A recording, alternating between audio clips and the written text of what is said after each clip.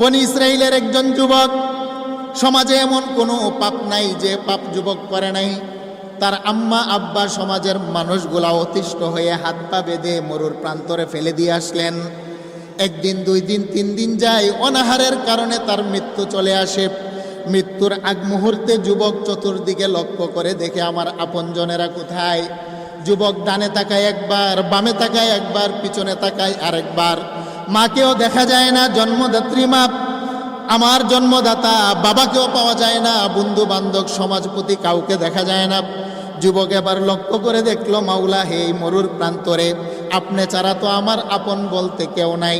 যাদেরকে আপন বানিয়েছিলাম তারাই হয়ে গেল পর। আর এতদিন যাবৎ আপনাকে পর বানিয়েছিলাম, বুঝে দেখলাম এই মুহূর্তে আপনি আমার আপন। আল্লাহু আকবার। যুবক এবার মনে মনে তওবা করতে লাগলো।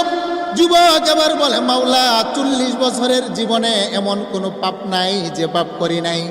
আমার পাপের কারণে সমাজের মানুষ হাত পা বেঁধে আমাকে পাহাড়ের পাদদেশে ফেলে গেল। হেরে মাওলা, রুহটা আমার নাকের ডগায়, জানি আমার মরণ হবে, কিন্তু এই মুহূর্তে তোমার কাছে আমি ওয়াদাবদ্ধ হলাম। আমি লক্ষ্য করে দেখলাম তুমি ছাড়া আমার আপন কেউ নাই। যদি তুমি আমাকে মাফ করে দাও, আর কোনোদিন তোমার সাথে আমি কোনোদিন নাফরমানি করব না। আল্লাহু আকবার। যুবক তওবা করলো, খাঁটি তওবা, এটাকে বলা হয় তওবায়ে নাসুহা। আল্লাহ এই কথাটা বললেন, তওবাতান নাসুহা, একাগ্র চিত্তে তোমরা তওবা করো, আমি আল্লাহ মাফ করে দেই।